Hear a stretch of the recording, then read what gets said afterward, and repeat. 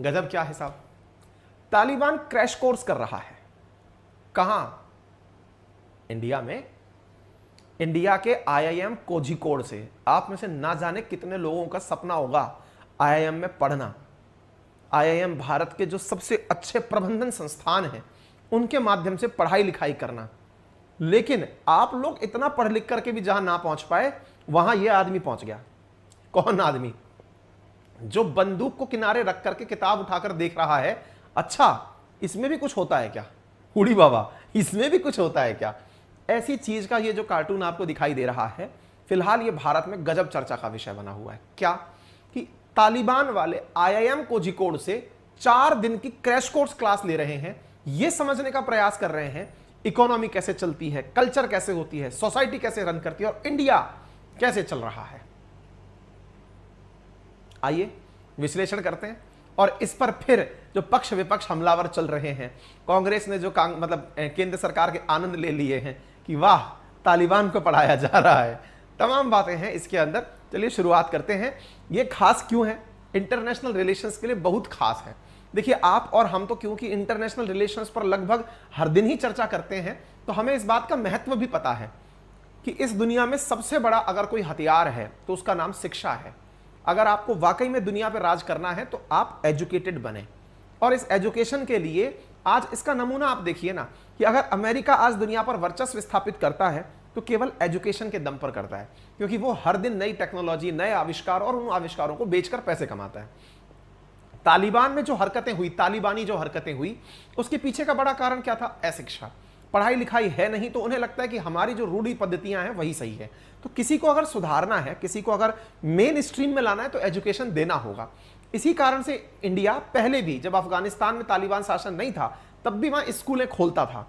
लेकिन अब जब वहां तालिबान शासन है, तालिबान वही जिसने हमारा हवाई जहाज हाईजैक करके खुद के पास रख लिया था, हमने आतंकी छोड़ने पड़े थे, हम उस तालिबान को फिर से शिक्षा दे रहे हैं, यानी उसको मैनर्स सिखा रहे हैं। अब उसके मैनर्स सिखाने की खबर जो है ना, वो इन दिनों सुर्खी बनी हुई है। क्या? India to give crash course to Taliban on culture, leadership and economics. इनको सिखाया जाएगा कि देखो ऐसे नहीं होता है, गन के दम पर तुमको दुनिया ने जानना ही बंद कर दिया है। आप भी जानते होंगे एक जमाना था, और आपने उस जमाने को अपने आंखों के सामने बीतते देखा है। एक जमाना था जिस समय तालिबान हमारी क्लास में हर दिन सुर्खी पे होता था, जैसे आज रशिया यूक्रेन हर दूसरे तीसरे दिन होता है। जैसे ही अमेरिका वहां से निकला, अमेरिका निकला तो मीडिया का ध्यान भी निकल गया। मीडिया का ध्यान निकल गया। आज तालिबानी भूख से मर रहे हैं, रोजगार से मर रहे हैं, कोई संसाधन नहीं है। ऐसी स्थिति में जो उन्हें भी नहीं समझ में आ रहा था कि हम दुनिया के लिए इतने खास क्यों थे, अचानक वो मतलब खास से आम हो गए। अब वो जो खास से आम होने की स्थिति है ना, उनको वो समझ में नहीं आ रही है। इंडिया ऐसी स्थिति में भी उनके साथ खड़ा है, उनसे कह रहा है पहले समझो, किसी के दम पर सत्ताएं नहीं चलती हैं, पहले तुमको सहूलियत से ये सीखना होगा दुनिया कैसे चलती है। तो उनको आया, तो आप पूछेंगे अच्छा तालिबान के आतंकी इंडिया आ रहे हैं क्या? वेट करिए, यही तो क्लाइमैक्स है, इसको समझाएंगे। थोड़ा आगे चलिए, इधर देखते हैं साथियों। खबर है Taliban to get crash course in Indian culture. भारतीय संस्कृति को समझने के लिए वो क्रैश कोर्स ले रहा है। आप में से कुछ लोग कहेंगे सर ये वैसे तो गलत है। भाई साहब, पैसे आ रहे हैं हमारे पास। अंकित जी नमस्कार। मैं तो क्या, मेरे बच्चे भी अब विद्यार्थी नहीं है, लेकिन मैं आपके लाइव सेशन और पेड कोर्स दोनों का नियमित श्रोता हूं। आपके प्लेटफॉर्म में ज्ञान वृद्धि के अप्रतिम स्रोत हैं। आपका प्रयास अभिनंदन। उत्तम के बनर्जी सर, आपका बहुत बहुत आभार, बहुत सारा धन्यवाद। सेशन के बीच में मुझे आपका कमेंट लेना पड़ रहा है, क्योंकि आप जैसे जो हमारे मतलब सीनियर लोग हैं, जो पढ़ाई को छोड़ चुके हैं, लगभग एग्जाम के लिए नहीं पढ़ रहे हैं, नॉलेज के लिए जो लोग पढ़ रहे हैं। अभी 2 दिन पहले हमने एक मैडम का वीडियो डाला था जो शायद 59 ईयर ओल्ड हैं, और उन्होंने भी मुझे बहुत सारी ब्लेसिंग्स दी। आप भी इसी प्रकार से मुझे अपनी ब्लेसिंग्स साझा कर रहे हैं। मैं बता नहीं सकता कि आप मेरी रियल ट्रेजर हैं। रियल ट्रेजर से मतलब है कि मैं ये मानता हूं कि मैंने कुछ भी अगर पाया है ना, तो विद्यार्थियों साथियों के साथ तो मैं रोज इनको पढ़ाने की कोशिश कर ही रहा होता हूं कि ये पेपर में आएगा, यूं आएगा, काम में आएगा। लेकिन आप जैसे लोग जब मेरे काम को ऑथराइज कर देते हैं ना, ये हाँ आप ठीक कर रहे हो, आप समाज के निर्माण में महती भूमिका निभा रहे हो, आप भारत के यूथ को भारत के प्रति प्रेमी बना रहे हो, उनके मन में भाव पैदा कर रहे हो कि वो भारत को लेकर के हमेशा गौरवान्वित रहें। अदरवाइज भारत की कमियां ही इन दिनों सोशल मीडिया पर, न्यूज चैनल्स में चलती रहती हैं। तो ऐसी स्थिति में मैं जो प्रयास कर रहा हूं आप सबके आशीर्वाद से, मैं तहे दिल से, दिल की असीम गहराइयों से आपका बहुत ज़्यादा अभिनंदन करता हूं कि आपने मेरे इस कार्य को रिकॉग्नाइज किया।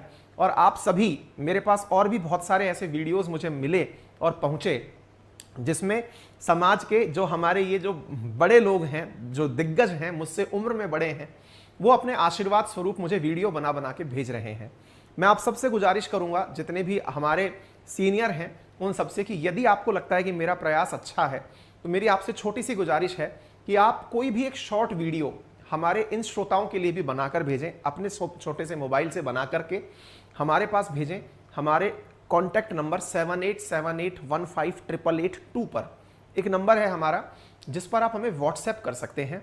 आपका वीडियो हम अपने साथियों से साझा जरूर करेंगे ताकि उन्हें भी लगे कि समाज में निर्माण किस प्रकार से सबके मिलने से होता है। माफी चाहूंगा, बीच सेशन में रोककर मुझे आपके कमेंट पर प्रतिक्रिया देनी पड़ी। पुनः वापस हम सेशन पर पहुंचते हैं। आइए, तो Taliban to get crash course in Indian culture. अब तालिबान जो है वो क्रैश कोर्स प्राप्त कर रहा है भारत की कल्चर के ऊपर। India offers Taliban crash course in economics, leadership and culture. अब यह बात सुनकर के हमारे दिमाग में एक बहुत बड़ा प्रश्न खड़ा हो जाएगा, और आपके दिमाग में भी अब तक कई नैतिक मूल्य आ चुके होंगे। यह तो कतई गलत है, जिसने हमारे साथ गलत किया उसके साथ हम ऐसा कैसे कर सकते हैं। वो ऑनलाइन पढ़ेगा कि वो ऑफलाइन पढ़ेगा कि वो हमारे यहां आएगा कि हम उसके यहां जाएंगे, हमें नहीं पता, लेकिन गलत है सर। क्यों गलत है भाई? क्योंकि सर आप देखो, वो हमारे खिलाफ था पहले, ठीक है, खिलाफ तो आपके खिलाफ तुर्की भी था, लेकिन तुर्की के भूकंप आते ही आप सब लोग वहां पर मदद पहुंचाने के लिए सकारात्मक हो गए। आपको लगा कि नहीं, वहां मानवता संकट में है। एग्जैक्टली अफगानिस्तान के केस में ऐसा हो रहा है। हमारे तमाम भारतीय जो चाहते हैं कि दुनिया में वसुधैव कुटुंबकम की अवधारणा रहे, विश्व पूरा एक परिवार के रूप में रहे, दुनिया क्या मानती है वो हमारा कंसर्न नहीं है, हम दुनिया को क्या मानते हैं ये हमारा कंसर्न है, ये हमारे संस्कार हैं। इन संस्कारों में हम दुनिया में कहीं भी कोई व्यक्ति परेशान हो रहा है उसको अपने साथ जोड़ने का प्रयास करते हैं। तालिबान के केस में भी यही हुआ। तालिबान में शासन जहां हो रहा है अफगानिस्तान में, वहां लोग भूख से बेचैन हैं। भारत वहां पर हजारों टन गेहूं वहां पर एक्सपोर्ट कर रहा है बिना पैसे लिए कि लो भाई अनाज खिलाओ, भूख से मत मरो और सीखो कि कल्चर क्या होती है, संस्कार क्या होते हैं। तो ये सिखाने का भारत प्रयास कर रहा है, ठीक है। अब बड़ा सवाल, क्या केवल तालिबान? नहीं भाई, इंडिया आज साउथ साउथ कॉपरेशन के माध्यम से, ये टर्म बड़ा काम का है साहब, जो मैं आपसे बोलने जा रहा हूं टर्म है साउथ साउथ कॉपरेशन। इसे आप जरूर जरा याद कर लीजिएगा। मैं एक टर्मिनोलॉजी मेरे विद्यार्थी साथियों से कहना चाहूंगा।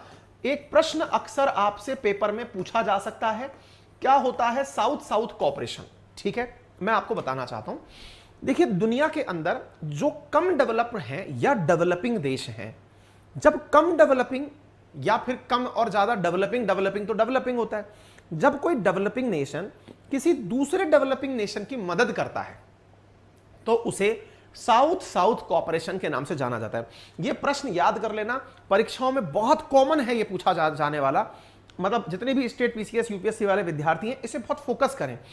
इंडिया आज तालिबान की मदद जिस डिप्लोमेसी के तहत कर रहा है उसका नाम साउथ साउथ कॉपरेशन है। मैं आपको बता दूं, यह टर्मिनोलॉजी यूएन में भी एक्सेप्टेड है, यूनाइटेड नेशन में एक्सेप्टेड है। का मतलब क्या हुआ? डेवलपिंग नेशन लीस्ट डेवलप्ड का या डेवलपिंग नेशन का जो मदद करता है उसे साउथ साउथ कॉपरेशन पॉलिसी कहा जाता है। ऐसे ही यदि कोई डेवलप्ड नेशन डेवलपिंग देश की मदद करता है तो उसे नॉर्थ साउथ कॉपरेशन कहा जाता है, नॉर्थ साउथ सहयोग कहा जाता है, ठीक है। तो भारत ने तालिबान के लिए ही नहीं, जितने भी डेवलपिंग नेशन हैं उनके लिए आईआईएम कोझिकोड के माध्यम से 4 दिवस की एक सेमिनार रखी है। उस सेमिनार में दुनिया के जो देश भारत के साथ साउथ साउथ कॉपरेशन के माध्यम से जुड़ना चाहते हैं उनको भारत ऑनलाइन शिक्षा देगा पूरे 4 दिन के लिए, ठीक है। तो यह कहां हो रहा है? ऑनलाइन हो रहा है। ऑनलाइन वो लोग अपने यहां पर अपने देश में बैठकर पढ़ेंगे और IIM Indian institute of management Kozhikode के जो व्याख्याता हैं वो अपने रिकॉर्डेड लेक्चर्स के माध्यम से और लाइव लेक्चर्स के माध्यम से वहां के लोगों को भारत की कल्चर, भारत की सामाजिक व्यवस्था, भारत का इकोनॉमिक डेवलपमेंट, भारत में समाज किस तरह से विविधता में एकता लिए हुए आगे बढ़ रहा है, यह समझाने का प्रयास करेंगे। देखिए, दुनिया को देने के लिए हमारे पास बहुत कुछ है। सबसे बड़ी चीज, दुनिया जहां आज केवल अपने अपनों को चाह रही है, जहां जातियां हैं वो एक जाति को पसंद कर रही है, जहां समुदाय हैं वो एक समुदाय को पसंद कर रहे हैं, जहां भाषा वाले हैं वो एक भाषा को पसंद कर रहे हैं, जहां धर्म वाले हैं वो एक धर्म वाले को पसंद कर रहे हैं। इंडिया इकलौता ऐसा दुनिया के अंदर राष्ट्र है जो फ्लरिश कर रहा है डाइवर्सिटी को अपने साथ ले जाते हुए। हमारी खासियत बन चुकी है विविधता में एकता। हमारे कुछ ही किलोमीटर पर भाषा बदल जाती है, कुछ किलोमीटर पर पहनावे, बोलचाल, भोजन, हमारी क्षेत्रीयता, धर्म, सब चीजें चेंज होती हैं कुछ कुछ किलोमीटर्स पर। और उनको लेकर के भारत अगर आगे बढ़ रहा है तो ये जो कल्चरल डाइवर्सिटी है, ये सिखाने की आवश्यकता है इन जैसे लोगों को। वो लोग जो ये मानते हैं कि अगर अफगानिस्तान में कोई रह सकता है तो Islamic Republic of Afghanistan, Islamic emirate of Afghanistan, यानी इस्लाम को मानने वाला ही वहां रह सकता है। नंबर दूसरा, ये वो लोग हैं जो मानते हैं कि अगर इस्लाम तो हमने बना लिया, लेकिन अब शासन किस पर करेंगे, तो महिलाओं पर करेंगे, यानी महिलाओं को स्कूल मत भेजो, उन्हें प्रताड़ित करेंगे। इस धारणा को भारत तोड़ते हुए इन्हें सेशन करा रहा है, ये समझाने का प्रयास कर रहा है कि अगर आप अपनी नीतियों में परिवर्तन करते हैं तो समाज सबके साथ विकसित होता है। और इसी को ध्यान में रखते हुए भारत के द्वारा क्रैश कोर्स कराया जा रहा है। ठीक है, तो इस क्रैश कोर्स का नाम है इंडिया इमर्जन ऑनलाइन कोर्स। तो इंडिया कैसे बड़ा बना, भारत का क्या इतिहास रहा, क्या भूगोल रही, कैसी अर्थव्यवस्था रही, हम कहां से कहां पहुंच गए। एक समय जब हम सोने की चिड़िया हुआ करते थे, उसके बाद कंगाल हो गए थे, और आजादी के बाद से हम फिर से पांचवी बड़ी अर्थव्यवस्था अगर बने हैं, तो इसे सिखाने की जरूरत है। और सिखाने के लिए जो तालिबान सरकार के सदस्य हैं वो ऑनलाइन इस कोर्स में भाग ले रहे हैं। यह खबर सबसे पहले बाहर निकाली ब्लूमबर्ग ने कि India offers Taliban officials a course of economics and leadership. 4 दिन का यह programme emerging with Indian thought नाम से जाना गया है, ये आप लोग ध्यान रख सकते हैं। नई दिल्ली हालांकि तालिबान सरकार को रिकॉग्नाइज नहीं करता है, यानी इंडिया तालिबान की सरकार को पहचान तो नहीं देता, लेकिन जो लोग वहां हैं उनकी शिक्षा का काम भारत कर रहा है। आपको याद होगा, भारत अपने द्वारा वहां एम्बेसी खोल चुका है, अपनी एम्बेसी के माध्यम से वहां पर लोगों की जरूरत के मुताबिक काम कर रहा है। देखिए, जियोपॉलिटिकली भी भारत के लिए बहुत जरूरी है। क्यों? क्योंकि असल में अगर हमें पाकिस्तान को काउंटर करके चलना है तो हमें अफगानिस्तान में अपनी पैठ हमेशा बना के रखनी होगी, अदरवाइज पाकिस्तान लोगों का गलत उपयोग करेगा। एक प्रकार से आप ऐसे समझिए कि यदि हमने उन्हें नहीं समझा कर रखा तो पाकिस्तान उनका उपयोग भारत के विरोध में कर सकता है। आपको याद होगा, जब तालिबान से अमेरिका जा रहा था तो पाकिस्तानी इस बात से खुश थे कि अब हमें मरवाने के लिए तालिबानी मिल जाएंगे। आपको याद होगा, कई नेताओं के ऐसे बेतुके और गैर लापरवाह वाले जो जवाब, वो है ना, लापरवाही वाले जो जवाब स्टेटमेंट है वो बाहर आए थे, जिनमें वो ये कह रहे थे कि अब पाकिस्तान तालिबान के लड़ाकों को कश्मीर में लड़ने भेजेगा। तो इस बात पर तालिबान ने अपनी समझ को कैसे यूज किया, यह भारत की कूटनीति का प्रयास है। भारत ने तालिबान को समझाया कि देखिए, आपके कंधे पर बंदूक रखकर पाकिस्तान चलाएगा, तभी तो तालिबान तुरंत संभलता गया और उसने भारत को आश्वस्त किया कि वो पाकिस्तान के बहकावे में नहीं आएगा। तालिबान ने स्टेटमेंट दिया कि कश्मीर भारत का आंतरिक मसला है, हम इस पर कोई अपना स्टेटमेंट नहीं देंगे। आपको याद होना चाहिए, जब अफगानिस्तान यानी अफगानिस्तान में अमेरिका चल रहा था, उन दिनों तो फिर भी बहुत गैर जिम्मेदाराना बयान आया करते थे अफगानिस्तान की तरफ से कि वो कश्मीर के मामले पर जब अलग से अपना शासन लेकर आएंगे तो ये कर देंगे और वो कर देंगे। लेकिन जैसे ही तालिबान वहां आया, भारत की डिप्लोमेसी ने उन्हें अकेला नहीं छोड़ा, उनके लिए जो जरूरी चीजें थी वो दी ताकि उनका ब्रेन वॉश पाकिस्तान ना कर सके। और आज आप देख लो, आज अफगानिस्तान पाकिस्तान पर गोले चलाता है, आज अफगानिस्तान पाकिस्तान के बॉर्डर पर लड़ाइयां होती हैं, आज अफगानिस्तान की तरफ से तालिबान जो है वो पाकिस्तान को धमकाता है कि तुम हमारा गलत उपयोग नहीं करोगे। इसका मतलब क्या निकला? यह भारत की कूटनीति है कि हम अफगानिस्तान के अंदर रह रहे तालिबान के लड़ाकों को भारत विरोध में उपयोग में नहीं आने दे रहे, और यही पाकिस्तान की सबसे बड़ी फ्रस्ट्रेशन है। और भारत इस तरह के प्रयासों से तालिबान के साथ सॉफ्ट डिप्लोमेसी करता है। देखिए, 2 प्रकार की डिप्लोमेसी होती है, एक सॉफ्ट डिप्लोमेसी, एक हार्ड डिप्लोमेसी। हार्ड डिप्लोमेसी होती है अमेरिका जैसे देशों द्वारा की जाती है। उसमें क्या होता है, ये लोग दुनिया को पैसे के दम पर, हथियारों के दम पर, सहायता के दम पर खरीदते हैं। भारत क्या करता है, उनको कल्चरल वैल्यूज के आधार पर उनको यह सिखाते हुए कि आपका अच्छा क्या है, हमारा अच्छा क्या है, और दुनिया में अगर को एग्जिस्टेंस करना है तो दोनों को अपने अपने अच्छों पर काम करना होगा। इस प्रकार से भारत तालिबान को शिक्षा दे रहा है। ठीक है, तो IIM कोझिकोड के अंदर इमर्जिंग विद इंडियन थॉट नाम से एक ऑनलाइन कार्यक्रम हो रहा है और इसमें भारत के द्वारा शिक्षा दी जाएगी दुनिया भर के लोगों को। इस प्रोग्राम का नाम है EITech प्रोग्राम। EITech जो प्रोग्राम है, इस प्रोग्राम के अंदर ये सारी चर्चाएं होने वाली हैं IIM कोझिकोड के द्वारा 14 तारीख से लेकर 17 तारीख तक। तो अब आपके मन में यह सवाल होगा कि क्या तालिबानी इंडिया आ गए? जवाब है जी नहीं, तालिबानी इंडिया नहीं आए हैं, वो ऑनलाइन बैठकर वहीं से पढ़ रहे हैं। ठीक है, यह रहा अपना IIM कोझिकोड जिसकी जानकारी मैंने आपको दे दी है। अब प्रोग्राम का नाम जान लीजिए। भारत की मिनिस्ट्री ऑफ एक्सटर्नल अफेयर्स यानी MEA द्वारा संचालित यह कार्यक्रम ITech के नाम से जाना जाता है। इस कार्यक्रम को Indian technical economic corporation programme के नाम से जाना जाता है, जिसका उद्देश्य दुनिया भर को ज्ञान देना है। ITech प्रोग्राम, ITech हाईटेक की तरह ITech प्रोग्राम। तो अब इसके बारे में जान लीजिए। Indian technical and economic corporation programme एक प्रकार का बायलैटरल असिस्टेंस प्रोग्राम है जो भारत सरकार के द्वारा दिया जाता है। यह डिमांड ड्रिवन होता है, जिसको जरूरत होती है भारत दे देता है। रेस्पॉन्स ओरिएंटेड होता है, यानी कि आप अगर हमारे लिए साथ चलना चाहोगे तो ही हम देंगे। इसका उद्देश्य केवल इतना होता है कि डेवलपिंग कंट्रीज को हम इनोवेशन टेक्नोलॉजी के माध्यम से सहयोग करते हैं। ऐसा करके हमारे द्वारा अपने अब तक 158 देशों को Asia, Africa, Latin America, central eastern Europe और सेवरल पैसिफिक कैरेबियन नेशंस में प्रोग्राम दिया जा चुका है। आप सोचकर देखिए, अगेन ये केवल एक देश के लिए नहीं है, डिमांड ड्रिवन है। जिस देश को चाहिए भारत से सीखना है कि भारत ऐसा कैसे बना, तो भारत उसको ट्रेनिंग देगा। और इस काम को करते करते भारत अब तक 158 देशों को अपने द्वारा सहयोग दे चुका है। ठीक है ना, तो वहां पर किसका शासन रहा हो, यह हमारे लिए कभी मैटर नहीं करता। यह ध्यान रखिएगा, इंडिया केवल अगर दुनिया में इंटरफेयर कहीं करता है तो वो UN में करता है। इसके अलावा किसी देश में क्या चल रहा है भारत कभी भी टिप्पणी नहीं करता। दुनिया के देशों में चूंकि कोई खुद का गट वो नहीं है, इसलिए वो कुछ भी बयान करते हैं। आपने सोचिए, भारत म्यांमार के केस में उनके इंटरनल मसलों पर कुछ नहीं बोलता, भले ही वहां सैन्य शासन हो या कुछ भी हो। भारत म्यांमार में जिसका शासन है उससे अपना व्यवहार रखता है। चाहे पाकिस्तान में किसी का भी शासन हो, भारत पाकिस्तान के आंतरिक मसलों पर कमेंट्री नहीं करता है। यही गलती दुनिया के देश करते हैं और इसी कारण भारत ऊंचा उठता चला जा रहा है। यह चीज दुनिया वाले भारत से सीखना चाहते हैं कि आप अपने ऊपर फोकस करके UN के अंदर बोल करके कैसे आगे बढ़ रहे हो। तो यह प्रोग्राम ITech प्रोग्राम के नाम से जाना जाता है। पहले स्थिति यह थी कि जब हम आजाद हुए थे ना, तो हमें दुनिया भर से सहयोग मिलता था कि भाई इनको पढ़ाने लिखाने के लिए पैसे दो। आज स्थिति बदल चुकी है। आज भारत खुद सालाना $2 बिलियन दुनिया की पढ़ाई की लिखाई के लिए खर्च करता है ऐसे प्रोग्राम्स के माध्यम से। यह प्रोग्राम आज का नहीं है, 15 सितंबर 1964 से चल रहा है, जिसके अंदर भारत दुनिया के देशों को लेसन सिखाता है।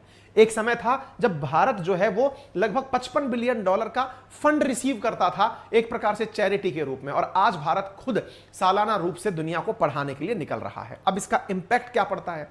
इसका इंपैक्ट यह पड़ता है साथियों कि जो साउथ एशियन नेशंस हैं, जो कि हमारे इस प्रोग्राम के लार्जेस्ट रेसिपिएंट हैं, उनको भारत की मदद से बहुत कुछ सीखने का मौका मिल रहा है। इतना ही नहीं, आजकल भारत अपने द्वारा इन देशों के लिए अपने बजट में बजट भी रखता है। अगर आपको याद हो, अभी कुछ दिनों पहले अगर आपने देखा हो तो भारत का बजट अनाउंस हुआ था, उसमें भूटान के लिए भी भारत ने बजट रखा था, नेपाल के लिए भी रखा था, म्यांमार के लिए भी रखा था, श्रीलंका के लिए भी रखा था, इवन अफगानिस्तान के लिए भी रखा था। लेकिन भारतीय राजनीति में उसे प्रस्तुत दूसरे तरीके से किया गया। आपको याद होगा, मतलब केजरीवाल जी ये बोलते हुए पाए गए थे कि दिल्ली का बजट काट के केंद्र सरकार ने तालिबान को दे दिया है। इससे लोगों के मन में क्या भाव पैदा होता है?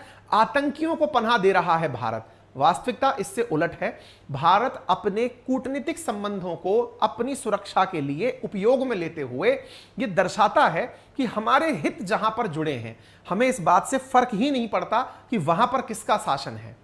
भारत ने आज तक किसी देश से संबंध इस आधार पर नहीं तोड़े कि वहां कैसी सरकार है। उदाहरण के लिए ईरान को ले लीजिए।